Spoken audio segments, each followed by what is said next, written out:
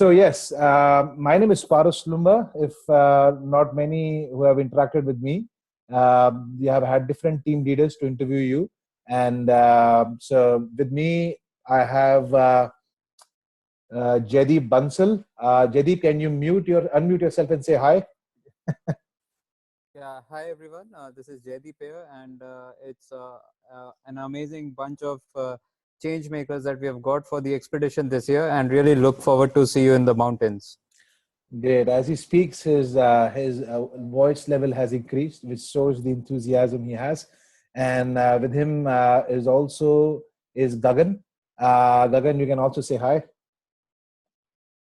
Hello everyone, this is Gagan here, and I'll be seeing you all in the journey in July, and I'll be conducting some astronomy sessions for you guys. Oh, you have broken the surprise. Yeah. Okay, Oh, Gagan, sorry. you can mute yourself now. We have two more team leaders. Graham from South Africa. He will be our team leader as well as a paramedic. I'm not sure he is joined now because he was on an urgent call in an ICU in Johannesburg. Graham, are you online? Seems he's still in a critical area in ICU. And then we have the fifth team leader. His name is Rolf Palgaard. He would be joining us from Denmark. I'm not sure if he's there as well because he is also traveling currently at the moment. Good. Anyway, so we'll carry forward the discussion. So the village which you see on the screen is the village of Shade. It's almost like 1,200-year-old village with 16 households. Just some facts. It's a village in the Zanskar Valley of Himalayas. If you want to know about Zanskar, there are a lot of beautiful videos on YouTube which you can look upon. There was a BBC documentary which was shot a few years back at Zanskar. You can also look at the NDTV video which was showcasing the last year's expedition on GHE on Zanskar. It's one of the remotest areas of Himalayas. Himalayas, as everyone knows, extends from the top of India. We can say the Pamir, North Afghanistan, and goes all the way towards the end of India, which is, you can say, where India and China at the end meet. You can say the starting of Burma. This village is probably one of the most remotest and the backward village in the Zanskar region, or you can say the Ladakh region as a whole, and probably one of the remotest village in Himalayas. We have been tracking a lot of villages in Nepal. Most of the villages have had roads come in or connectivity come in. When we talk about this village of 16 households and 150 people, which has a primary school with just 20 kids and traditional medicine center, this village is cut off for 6.5 months due to snow. And last year, this village is still not accessible. As we speak, the roads have still not opened. The roads will open around the first week of June. So it's already 7 months now that this village has been cut off the last year. So yes, this is what how remote this village is. No phone connectivity, no light, no medical center, nothing whatsoever. And these 150 people are normally, the time when we go, we may not find all the 150 people. They would have gone here and there as trekking guides or with horses. But you'll see at least 100 people, 80 people in the village, greeting us for the initiative which we are doing with them. During voting, the village is accessed by helicopters. They take the people to the nearest voting booth, and that's how they vote. And of course, during any specific medical evacuation, because the village from the nearest road will take at least, let me just calculate, 1, 2, 3, 4. 4 days of trekking one side. So if you have to go and come back, at least 8 days of trekking. The expedition route map, this is how it looks like. This is already on the website, but if you have to look at it, the expedition starts from the place called Leh, where will you land. And then if you look on the right-hand side of the map, you have to go down till Upshi. So the first 2 days will be in Ladakh. I will talk about a detailed itinerary in the following slides, but just to give you an idea, after acclimatization, we go to a village from Leh. We start off in vehicles, and we cross Tanglangla Pass and reach a village called Sarchu. It's on the roadside, the main highway. When I say highway, you will hardly see any other vehicles coming in. And yeah, that's a line being drawn by Jaideep, I feel. From Sarchu, we break off from the highway and we mountain bike to a place called Zanskar Sundo. where you see a flag at the bottom of the map where it says trek starts. So that's the mountain biking route. It's not a road. It's just a makeshift, you can say, a road with pebbles where vehicles can move. From Zanskar Sundho, the trek may start, or we may even drive till the base of the Shingola or till the middle of Shingola Pass, which is the highest pass on the road we will pass here. And on top of the pass, we have to come down by trekking to a place called Kargyak, where we camp the second night. And then following night, we reach a place in between Testa village and Purna. It's called Marling. And then we reach a Phuktal monastery where we had which we had electrified last year. We spend a night there, have some monastery prayers and meditation sessions, and then we trek to Tanthak, and then finally we reach the village Shade. It's a long trek in the valley of Zanskar, and it will take a lot of effort to actually visit that area, to visit this village, because it's not simple to kind of be in a normal shape and reach the village. So advise everyone to look at the fitness fitness details shared by Jaideep. Shade, we will spend 2 days, 2 nights rather. The morning, the first morning which we reach, we'll do some kind of mobilization and do the survey of the village. The second day we will do the installation, and we should be done with the installation by evening. The second night will be in light, which we will celebrate with the villagers. And then we go back till the same way till Phuktal Monastery, and then from Phuktal Monastery we take a detour to a village called Anmu, which we feel will be electrified in this month, in the next week, where we are flying to Ladakh on Monday, and the aim is to electrify the village of Anmu. And then from Anmu, the road, there is a small motorable road built in between the mountains, which will take us to the place called Stongde, where we'll camp for that night. And from there, the rafting starts for 2 days to reach a village called Nemo. And we will break at an area called Nerek. That is where we'll break for the rafting journey. And the second day of rafting, we'll reach a village called Chilling. If we reach Chilling early, we may even raft in Nemo. But if it gets late, we have to get on at Chilling and then drive down to Nemo and then to Leh. So that's kind of a brief circuit. It's probably the best circuit in Ladakh, which can have a combination of mountain biking, rafting, and trekking. So that's what it looks like. Give you an idea, the journey length is around 600 miles, 2 days by car, which is around 460 kilometers. 1 day of mountain biking, around 60 kilometers. This is again variable based on the caliber of a particular individual. The person will be asked to, if he is very, very slow at the bottom of the lane, he will have the pleasure to sit with me in the vehicle and see others bike. The trekking will be again for 60 kilometers, 7 to 8 days of trekking, and we'll be mainly trekking next to the river. We will do 10 nights of camping overall, which also includes the mountain bike day. Everyone will be sharing a 3-man tent. So it's twin sharing, so you have ample space to keep your luggage in if you want to. 45 horses would be carrying the microgrid and your and our material. What I mean to say is that your big, heavy hacksacks bags will be carried by the horses and the donkeys. You just carry your small day pack, which will have the food or some water and stuff. The rest will be carried by the horses. The team also consists of, so we're expecting 20 people, 20 participants plus 5 team leaders, that is 25, plus 17 local people, which includes helpers, cooks, electricians, and guides. So if you look at the highest mountain pass during the journey, except the pass by road, it is 16,700 feet. The Shingola is the highest pass, but that you may not trek, you may have to go by vehicle. The average altitude of journey would be around 14,000 feet or 13,500 feet. So the trekking is for 60 kilometers, I mentioned. It's 6 days of continuous trekking. Of course, then after we have electrified the village, we again do a couple of days of trekking to Phuktal. Total days will be 8. On the way, we'll be crossing many villages. So we'll actually camp outside these villages. So you will see a great cultural resemblance in terms of how they live. So it won't be that we actually parachute into a village and just spend 2 nights and move out. along the journey, you will see the real culture of Buddhist lifestyle, Himalayan lifestyle. And of course, we plan to also do a prayer at the very renowned, revered monastery of Phuktil. And you'll be crossing multiple streams along the way. And this is how easy it looks for people who like doing river crossing. The name of the river is Sarap, not T Sarap. The T is silent. And the bridges are made up of very awesomely strong wooden log and sticks. So don't worry. We will make sure that you do not fall into the river. Otherwise, then it will be called self-rafting at Rapid 6.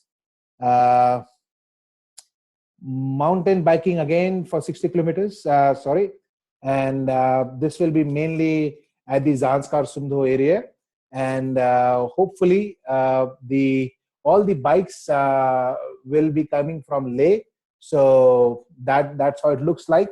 So yeah, that should be great. And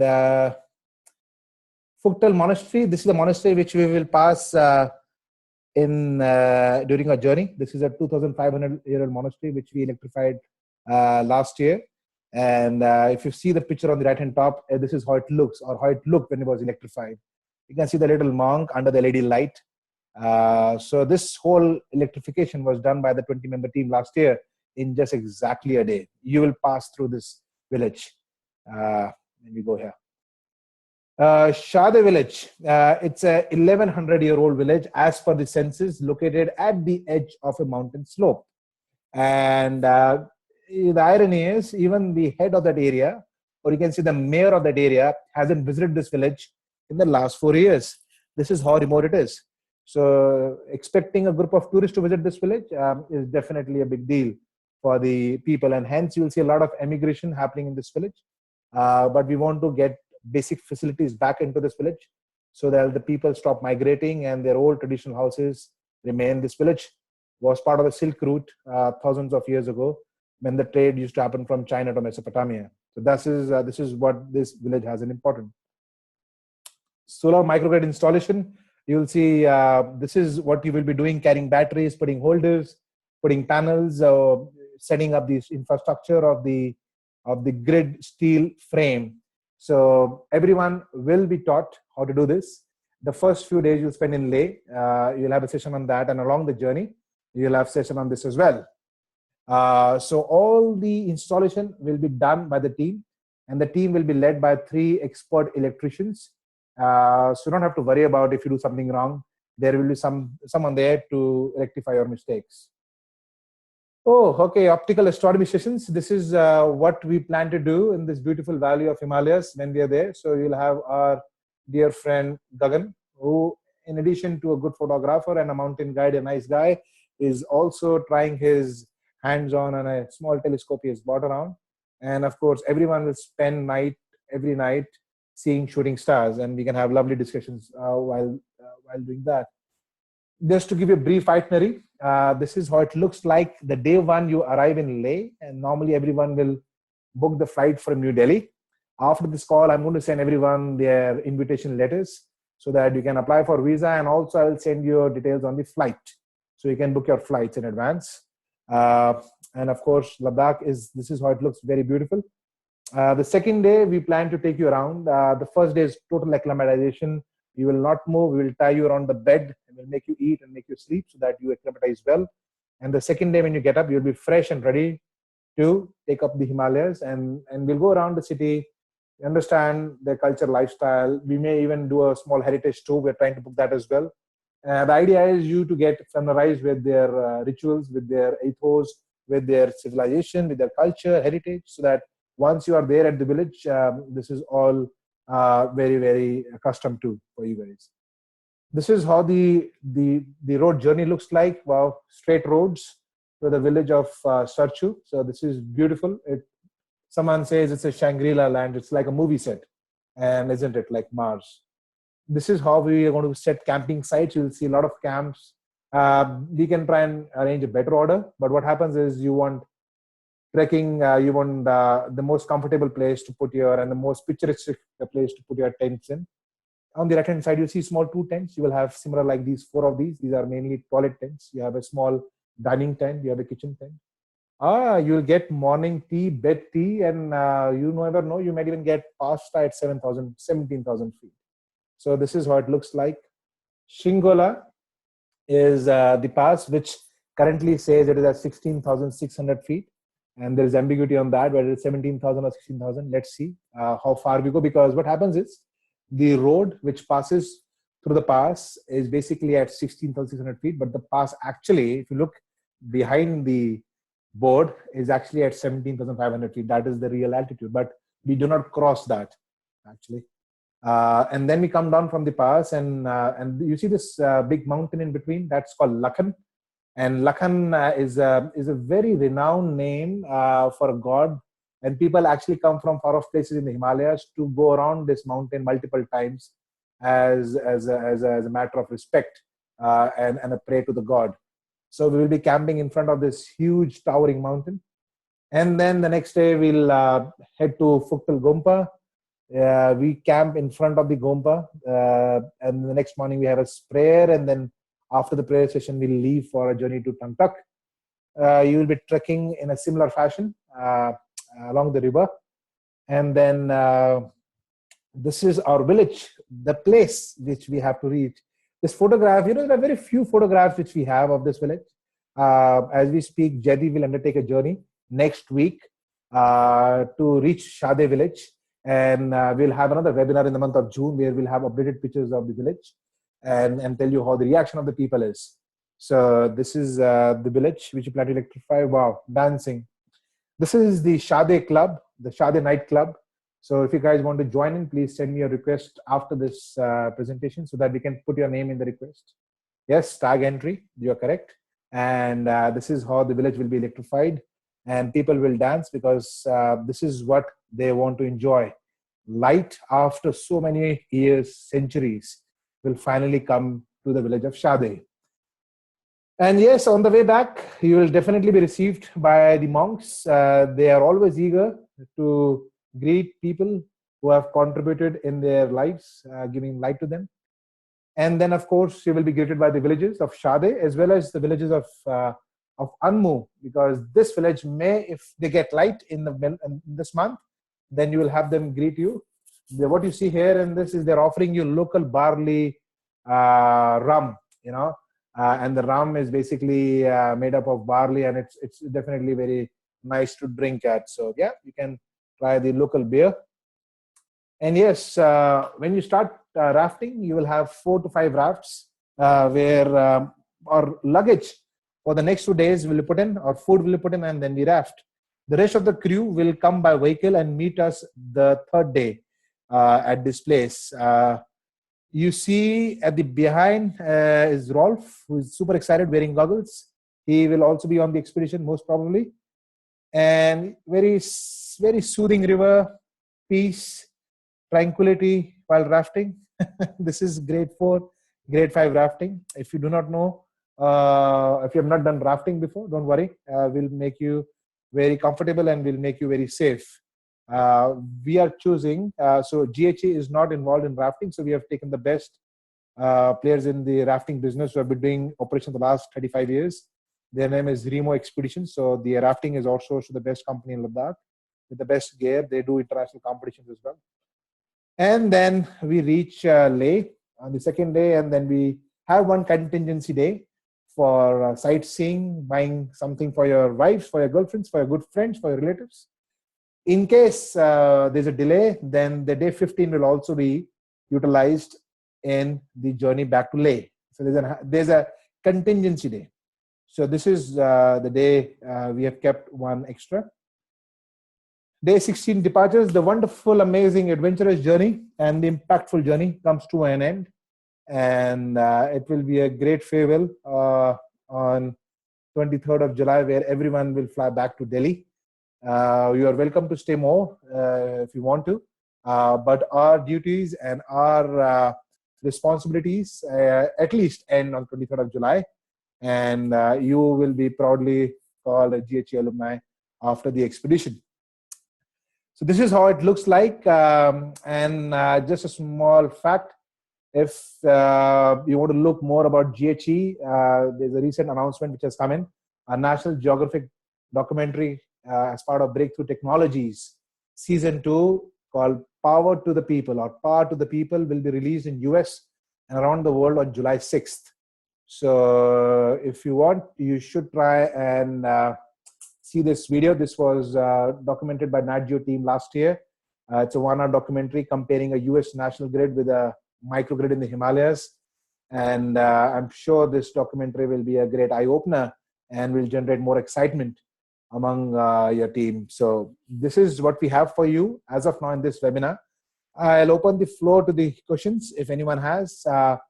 One by one, you can unmute yourself and ask me questions, or let's see if I can unshare the screen and then take the questions. But yeah, feel free to unmute yourself now itself and ask me questions.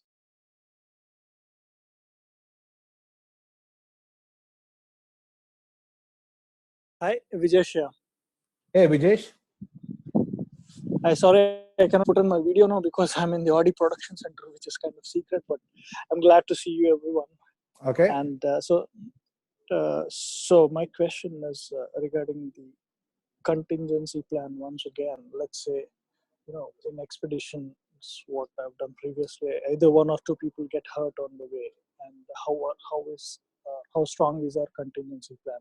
Can we just put him on a, let's say if somebody gets injured, can we just put him on a mule or a horse and he can be with us? And how exactly are we planning to handle such situations? Yeah, a valid question. You can put yourself on mute now and then I'll respond to your question. So the contingency planning is not easy. And of course it's been done. So the way it works is we have asked everyone for a medical form, and all these forms are with Graham, and we've studied that and all looks good for the people who have applied. Once you are in lay, you will be in continuous monitoring by our team. We'll check your blood levels, sugar levels, and your oxygen level for the first 2 days and see how you're placed. The way we acclimatize people, we haven't seen any kind of person failing to pass the thing. But in case there's an issue, then we have a tie-up, or everyone has a tie-up. All the local partners have a tie-up with the government hospital in Leh. So that is what will happen. In case you feel really sick and you land in the first 2 days, if you can't acclimatize, then you have to stay in Leh. And then that's the thing for you. And the only possibility is if you cannot get yourself into shape by the 4th day, you may miss the bus.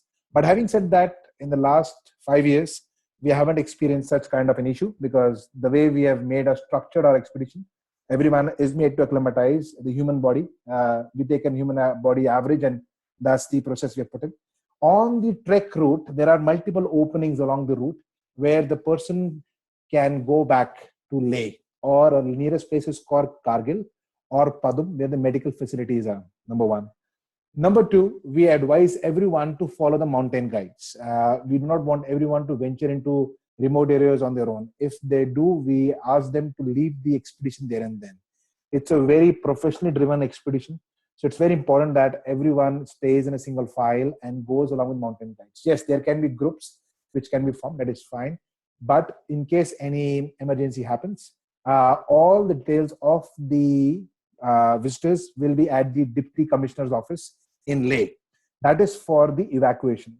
So when you will come here, you will have to get a medical insurance. With the medical insurance, will be given to the DC office or the Deputy Commissioner's office, which will have your country's details, the embassy details. So in case, assume a next person gets hurt and is serious and needs to be evacuated, a chopper can be arranged from the DC's office, and these are army choppers, and it takes their own time because we don't govern their timing. But this is the process which normally happens in contingency in Ladakh, and the news has to be informed to them through a satellite phone, which are available in all the villages which we pass through, and then the helicopter is flown in and the person is flown back to Leh for the emergency thing. Normally, the routes which you have taken are easy trek routes. It's a Warden Valley. There is hardly any, you can say, height, or you can say steep declines. There are certain parts where it will be, where we will be assisting you because we will know beforehand where we need you to help you.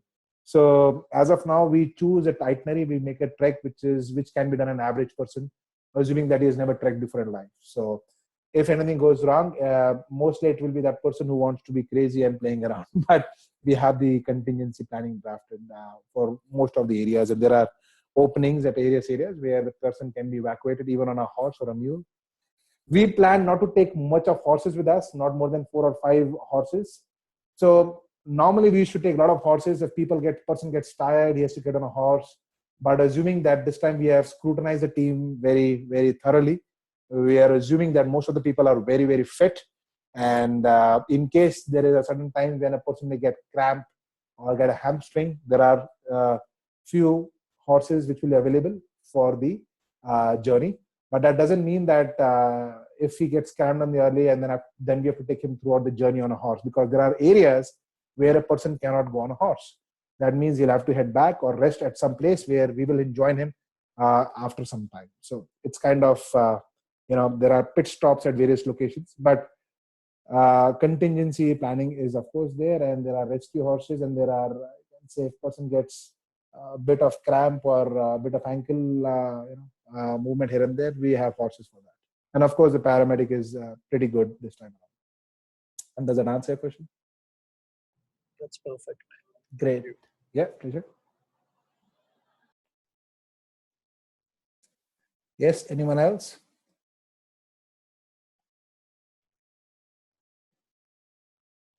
Interesting. So if you do not have Douglas. Yes, Douglas. Yes. Hi, Paras.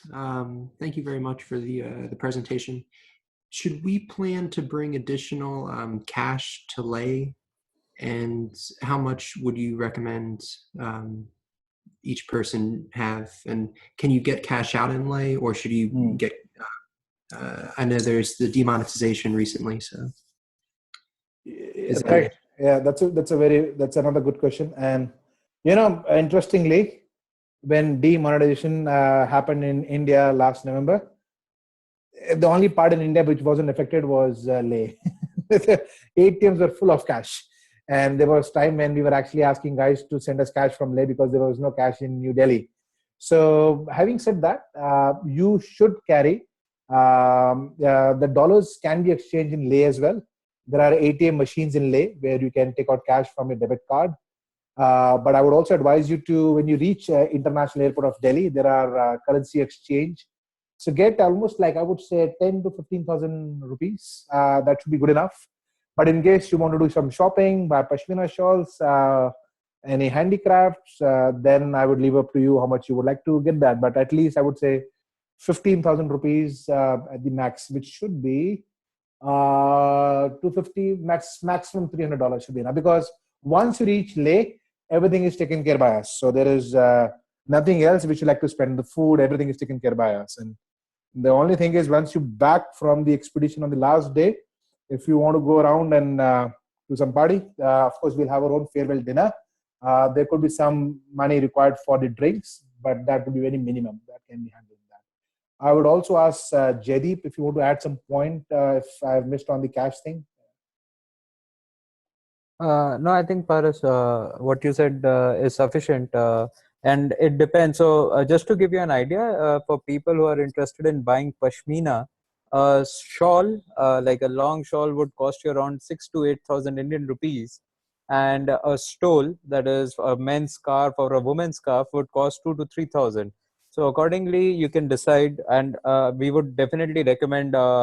It's something that is very special to this region, the Pashmina, and it's very well known, and you will get genuine products here. So in case if you're interested, or the other handicrafts, this is how you should sort of budget and get money. In case you do get extra money, it doesn't matter. You can always get it exchanged back on your way back to your countries. Thanks, Jaideep. This is good. Yes, Doug, does that answer your question? Yes, that's perfect. Thank you very much. My pleasure. Yes, any other one? We have 17 people today, so which is good attendance. Feel free to ask any silly question you may have. Please don't worry, because probably the question you have in your head is probably the question the next guy wants to ask. So free feel to ask any question you may have. Another question from Vijesh. Sorry. Is that Vijesh again? So Yeah, I'm Vijesh again. Okay, yes, Videsh. So, what about the chargers? Let's say, charging points. This is a very dumb question, but let's say if I want to charge my camera, Perfect, or perfect question. yeah, So once we leave Leh, or let's say the village of Sarchu on the highway, there is no charging till the village of Shade, and only Shade once you give them light. So you may want to buy the solar chargers available. Having said that, we will have a cameraman with us who we plan to document, who will be documenting the whole journey, and we plan to take out a documentary by end of the expedition after 1 month. So he will have some solar chargers which he has specifically bought for his purpose. But having said that, I can give you details of the product he uses for charging his camera battery. You may want to purchase that or any other similar product, but I think a solar charger would be a perfect way, and it actually charges very well in Ladakh because it's bright and sunny. So you may want to invest in a small solar charger for your battery. Otherwise, I'm not sure if we are going to any village which may have a charging point. There could be some villages and 1 or 2 homes which may have a battery with a small inverter for one CFL they might be using as of now, but that's one chance out of 1,000 million. So I would advise you to get your own charger because we anyways are going in an area which has no electrification.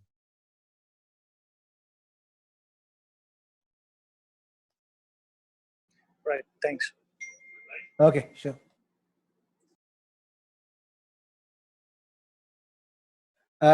Yes, another point raised by one of our last year team members who's also coming here this year from UK. His name is Rolf Harrington. He's currently on the call with us.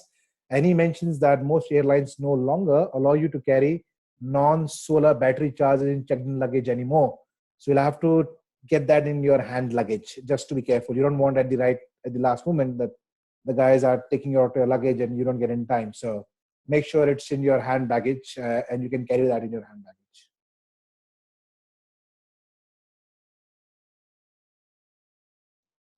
Okay, thank you, Rolf. Thank you for that input. Yes, anyone else? Sorry, this is Stephanie. Hey, Stephanie. Just a quick one. I think we discussed it already, but is there any way of, for instance, sharing some of the sort of details of the electrification system, just out of interest and through reading? I think you said you would teach us when we're there, but just out of personal interest. Absolutely. So that's a very valid question. The first 2 days are basically about this electrification. But having said that, there is another webinar which we plan to do in the month of June, somewhere between the 15th and 20th of June, which will be focused on the electrification details and the impact, more on the technology and the philosophy.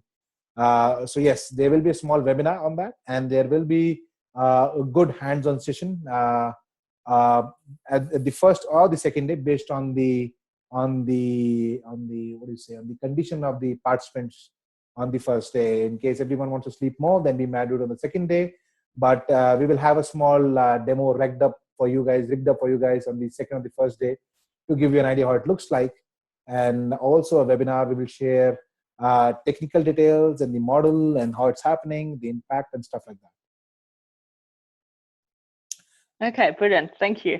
Yeah, and we will also share with you a small, in case everyone is interested, we can share with you a small papers, some details of electrification, how we do it. It's a techno-socio paper, so it should not be a problem.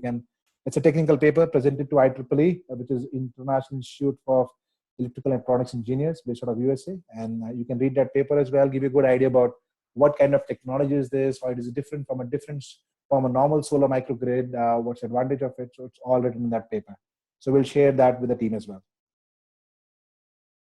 Okay, thank you. Thanks a lot. My pleasure.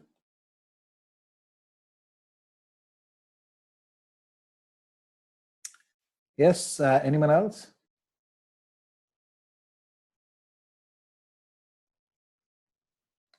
So, seems like most of the queries were answered during the interview calls, hence there doesn't seem to be more questions. Okay, let me add some inputs from my side. The toilet facilities during the camping site. There will be a Western seat as well as an Indian seat. We would recommend you to use the toilets built by us. You may want to venture into early morning wilderness and do the call of nature, but again, we would not recommend that because you never know a snow leopard following you on the top of a mountain. So we would recommend you to be in the just kidding. You would recommend you to be in the toilet tents which are pitched by team members, and we will try our best to clean it on a daily basis, on an hourly basis, based on the load it can intake.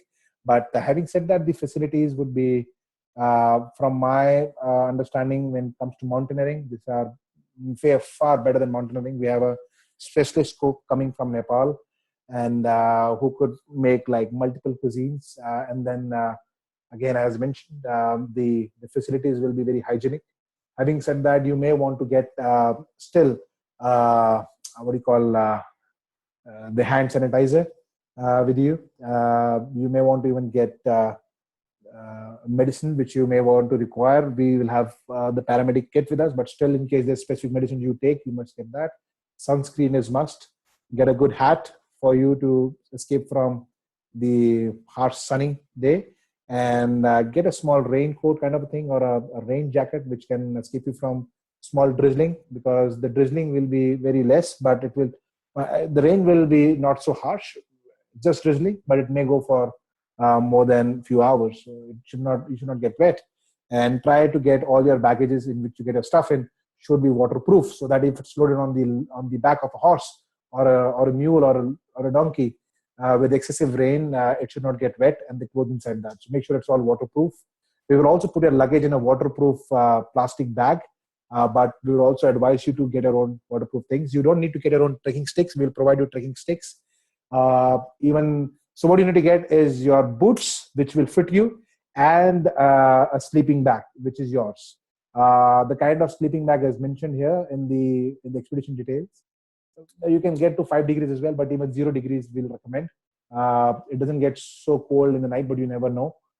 Climate change is a big issue nowadays, and good sunglasses, yes. And I would say the SPF, the sun protection factor for the sunscreen, 60 and 70 is good enough, not less than that. That should be good to save your skin from any burns if there are. Yeah, so these are some points which I thought I would address, because it may not come now. It will be probably asked, but I thought I'll put it across the team right now. Just to add here, this is Jaydeep. When you are coming here to Leh, do set an expectation with your families that you will be out of connectivity for almost 8 to 9 days when we are in the valley. So even the satellite phones that are in the villages, you are able to only make a domestic call. You will not be able to make a international call from those satellite phones in the villages. Having said that, our team, one of our team members will be with connectivity in Delhi, and we will be, if you want, we can send out emails to your family members that on posting updates on your health and well-being. So that can be done. But for you, any phone access for almost a good 8 to 9 days within that window won't be there. That's a very valid point, Jaydeep. And so what Jaydeep is saying is that there are satellite phones available, but these are government, public satellite phones for the villages, where you can call anywhere in India, but not outside India. So in case you have anyone known in India, you can give him a call and tell them, hey, I'm good. You can send me an email to my family, or he can call you up. He can rig you up with the family. Otherwise, I would say that you can always give us a message. We can pass on the message through our team member who will be stationed in Delhi, and she could pass it along to your family member over an email. And if they want to send a message, it can come to her, and then she can relate to us on a satellite phone in the village, when we'll speak to her, and then we can relate back to you. Mostly, we have seen issues when there is a happy birthday and an anniversary. That is difficult to manage. So whatever gift you would like to give to your family members, please do that before you come, so that when you head back home, you don't want to see angry faces. So yeah, that is one thing which you should definitely do. Yeah, a small thing I wanted to. So, guys, Gagan here. So, a small thing I wanted to add about the shoes that you are gonna use for the trekking. If you are like get good high ankle shoes. Plus, if you are getting new shoes for this expedition, you should get used to your shoes before the expedition. So get it now and maybe wear it out for a month, because it's gonna be a long trek, and you would not like to end up with sore feet. So yeah, that's a small point I would like to add. Oh, thank you, Gagan. That's again a valid point. Yes, long trek.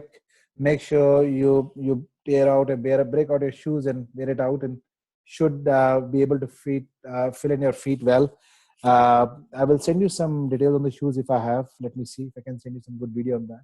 Having said that, it also brings me to an important point on the mountain biking. We are assuming that everyone can bike. And these are going to be geared mountain bikes. So if you don't know how to bike, I would suggest start now. And if you know a bit, please practice more. It's not going to be tough. It's not going to be easy, but it's going to be a nice, lovely mountain biking. So if you don't enjoy it, that is fine. There will be a vehicle in front of you. There'll be a vehicle at the back and in the middle. So you can always get down. Once you get down from the bike, your bike will put into the main vehicle, and then you will not get the bike again. That means that if you want to stay with the group, you can stay with the group. If you want to stay behind, you can stay behind, but maintain a momentum. I will not be biking because I will be going, to and fro, looking at what's happening. You'll have refreshments along biking. But what I'm trying to convey here is, please practice a bit of biking before you come, so that you enjoy that part of the journey. But having said that, even in case you do not know, free feel to just bike for some time and then sit in the vehicle and enjoy those biking and enjoy the scenery, take some pictures. Yeah, so that's another point I thought I would like to add here as well. Okay, seems like we had our own queries and we answered our own queries to the group. But good questions. Anyone else has a question, or should we call it a day? Hi, Paras. Yes. Paras, it's Sijal. Yes. Sijal. Yes. How are you? Hi, Sijal. I'm doing good. Yeah. Just a quick question. I'm not sure if this has been answered because I just got disconnected. I wanted to know about the drinking water. Do you get the water purification tablets in Leh? Do you recommend us to carry them? And about Diamox, the medicine for acute mountain sickness, do you recommend us to take them daily, or what is the trend which you have done for? Just want to know that. So, Sijal, thank you for the question. I think it wasn't so audible to me, but I got what you wanted to ask. And for everyone else, I can repeat the question which one of our candidates, Sijal, has asked. The question is, what about the water purification? That's the first question. And secondly, about the Diamox, which is a medicine you normally take for the high altitude acclimatization. So let me answer the first question, the second one first, which is Diamox. When I send an email on the flight tickets, I would also send you a small note on Diamox. Diamox is a medicine which you should normally take when you board a flight from Delhi to Leh, a couple of hours before the flight, so that once you reach Leh, it kinds of an medicine which helps increase the oxygen level in your brain and everyone else. I have never taken it in my life, probably once or twice, because I use water as the best medium to acclimatize. But having said that, it's it doesn't, hardly anyone gets a reaction on that, but it's almost 99% tourists take that. So you can take one and then rest and reach the hotel and then relax there. So Diamox is just required for the first day when you board your flight. Just before the flight, couple of hours, you should take that medicine, and not after that, unless and until there is an issue. Having said that, we will be carrying an oxygen cylinder along the journey with us. That oxygen cylinder is good enough to give on oxygen to a man for almost like 30 hours. So it's a big oxygen cylinder. So we have an oxygen donkey with us who will just carry the oxygen cylinder for you guys. So you don't have to worry about it. The second question is water purification. Around Ladakh, the whole of Ladakh, the water is coming from glaciers. It's very clean. It's very good. Like if you think of Switzerland, you drink from the water tap. That's what you can assume in Ladakh as well. Having said that, we will be giving filtered boiled water to all the people in Leh. We expect we'll also be giving a water bottle to everyone, 800 milliliter water bottle, which can go along with a hack sack. You may want to get another one for yourself in case you won't have two. And every day we will have, on the trekking route, we will have water boiled. The glacial water will be boiled and made for drinking, and it's very pure. So you don't have to worry about any kind of iodine tablets, which will only disturb the quality of the water and the taste of the water. So our team is good enough to choose the sources of water, which are very clean, coming from the glacier. And the campsites which we have chosen on this journey are sites where you have water streams coming in from the glaciers. So it will be taken in, boiled, again boiled, and then kept on the table and the filters, and then you can take the bottle on your bottle. So the water quality will be very, very pure, and you don't have to worry about any kind of impurity in the water. Does that answer your question, Sijal? Yeah, thank you. That's fine. Thank you very much. Great, Sijal. Thank you. Okay, great question. Anyone else?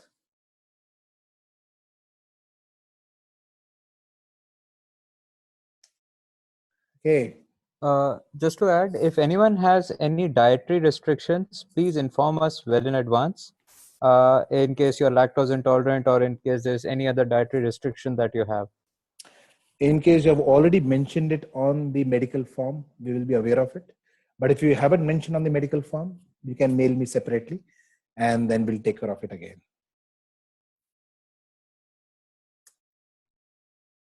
Okay. So yes, I think we have had all the questions from everyone. I think I was recording this webinar for the people who didn't attend it. In case I'm not, bad luck to the guys. We might want to do a small one again for the people who didn't join. I think only few people didn't join, but that is fine. I will send this presentation to you. I will also share the webinar audio and the video link with you if it has recorded. And finally, I would share the flight details for you so that you can go ahead and book your flight tickets and the hotel invitation letters. Everyone has got their invoices in the last few days, either yesterday or today, or so you can do the transfer as per the timelines. I've mentioned the wiring instructions, so be careful when you put in the details. The reason I'm saying careful is not that your money will be lost, is that sometimes due to wrong inputs, the money takes a lot of time to reach us. So once you do the transfer, please consult your bank officials that this is the wiring instructions I've received, and this is how I need to transfer, so they can best support and advise you on how to go about doing that. And once you've initiated transfer, do let us know so that we can keep a track when we receive your money and acknowledge it. So that should be it. Around the mid of June, we will do a webinar again, and that will be, as I mentioned to everyone and Stephanie, this will be more on the GHE philosophy, what we are doing, why we are doing, and on the technology as well. And I will share a technical paper after this presentation, so that if you want to take a chance and take a look at what we are doing, what kind of technology, what we are doing, you may want to read that as well. It's a technical paper, but it is written in a very layman language, so everyone can understand that. Fine. I think if there are no more questions, I will call it a day. And for everyone who is in US, have a great day ahead. And for your people in Europe, have a good evening ahead. And we'll be in touch with you. And feel to send us an email in case you need any help or any questions you have. It was a pleasure hosting this webinar for you guys, and we look forward to seeing you in Leh. Thank you.